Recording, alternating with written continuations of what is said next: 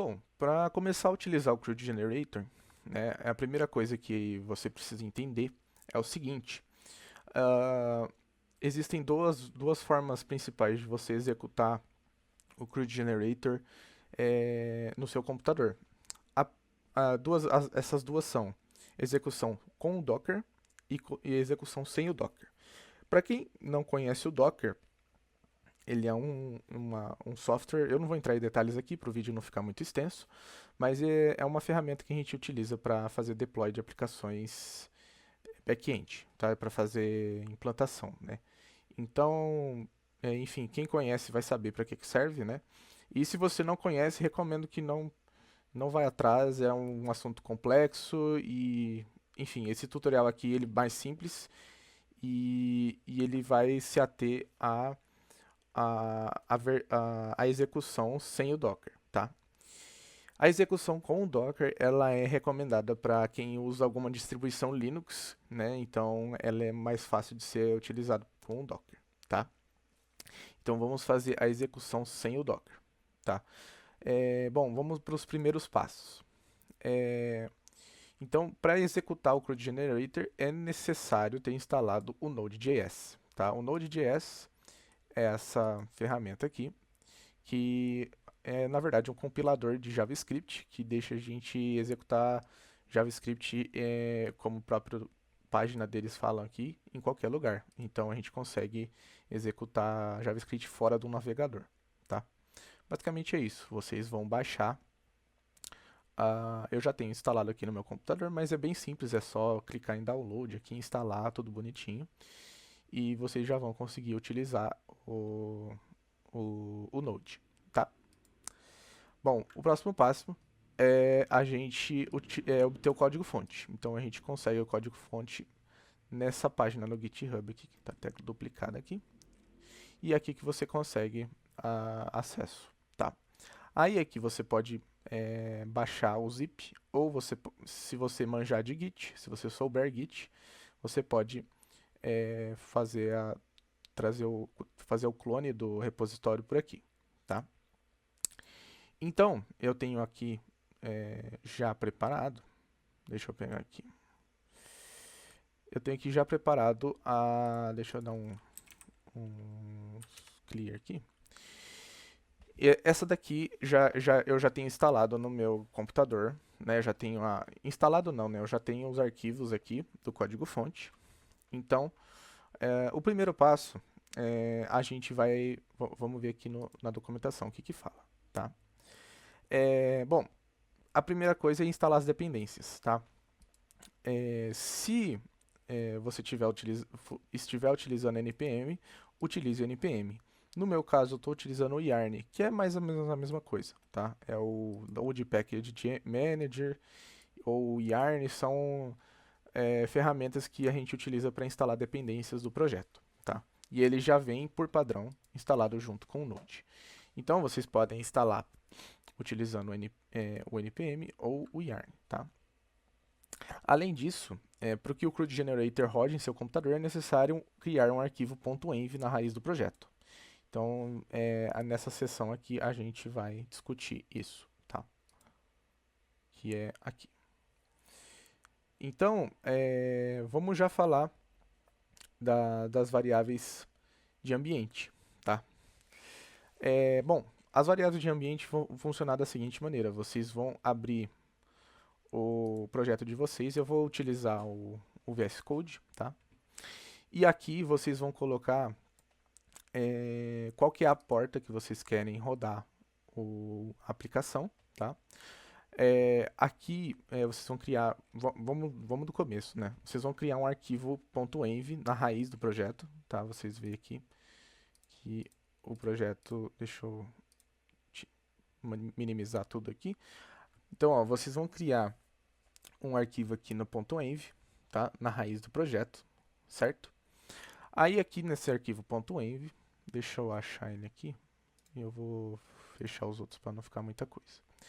Aí aqui vocês vão colocar a porta que vocês não vão rodar, vocês vão colocar o nome de usuário do MySQL, que vocês vão,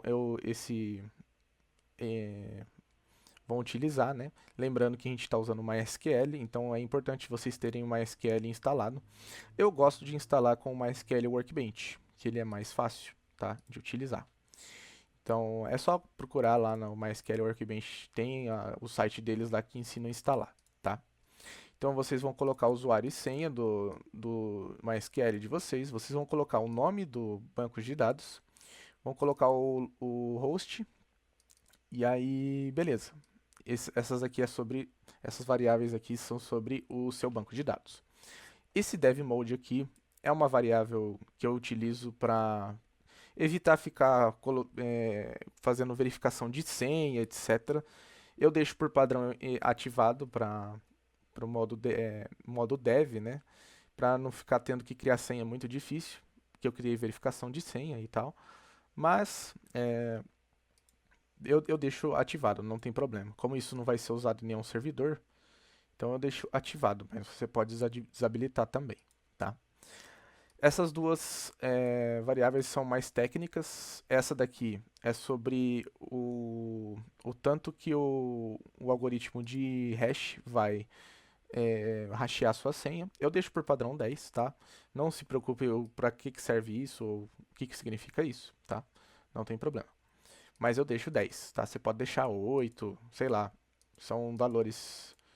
Ok. Se você deixar mais do que isso, deixa eu pensar, o valor 20, por exemplo, o algoritmo de hash ele já fica um pouco mais lento, tá?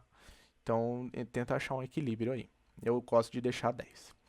E esse daqui é o ID do sistema root. O que é o sistema root? Vamos lembrar aqui. Deixa eu voltar na introdução. Lembra que a gente tem vários subsistemas, né? E o sistema root, na verdade, ele é uma abstração que contém todo o sistema, tá? Eu já vou explicar para que serve ele. Mas basicamente esse vai ser o ID dele no banco de dados, tá? Basicamente é isso. Então vamos colocar aí. Isso tem tudo explicado aqui na seção de variáveis de ambiente, tá? Para que serve cada um. Então basicamente é isso, tá? Bom, tendo isso explicado, eu vou colocar aqui também alguns SGBDs que são suportados além do MySQL, tá? Porque eu utilizei uma ORM e ela utiliza ela suporta esses SGBDs aqui, mas eu recomendo fortemente que vocês usem o MySQL, que foi o que foi mais testado durante o desenvolvimento, tá? Agora, para iniciar a aplicação, vocês vão rodar o yarn, vocês primeiro, né, fizeram o yarn install ou npm install, tá?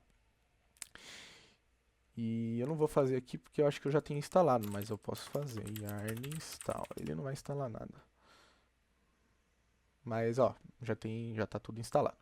Quando ele faz isso, ele instala na verdade essa pasta aqui, Node Modules. E aqui tem todas as dependências, tá? Beleza.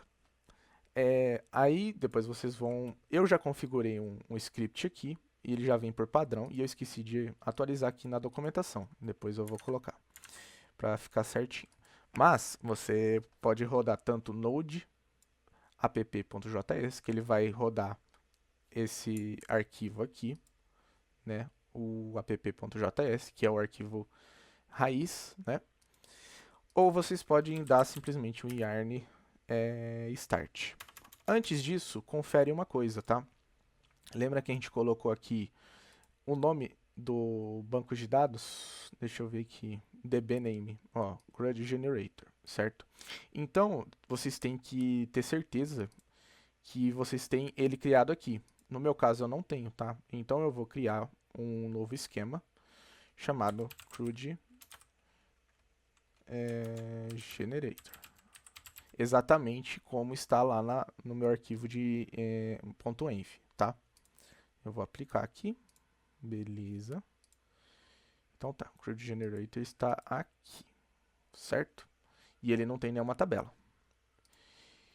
Teoricamente, quando eu for rodar ele deve criar todas as tabelas. Então, yarn start.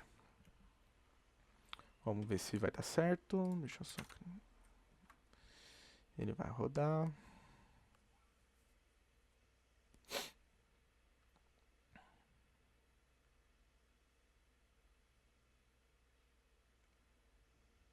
Beleza. Ele foi sincronizado, o banco de dados foi sincronizado, tá vendo? Se essa mensagem aqui apareceu, então tá tudo certo. Então tá rodando bonitinho, tá? Aqui a gente pode fechar, tá? E se eu vier aqui e atualizar, tá vendo que já foi criado algumas tabelas, tá? Essas tabelas aqui, elas são essenciais para o funcionamento do CRUD Generator, tá? Então não mexa nelas, em hipótese alguma, tá? Beleza. Próximo passo. Isso aqui já está rodando, certo? Agora, a gente vai ter que ir lá. Essa daqui é a documentação, tá? Vocês podem encontrar nesse link, eu vou deixar na descrição do vídeo, tá? O nosso CRUD Generator ele já está instalado. Agora, o próximo passo é a gente começar a utilizar ele. E eu vou falar isso no próximo vídeo.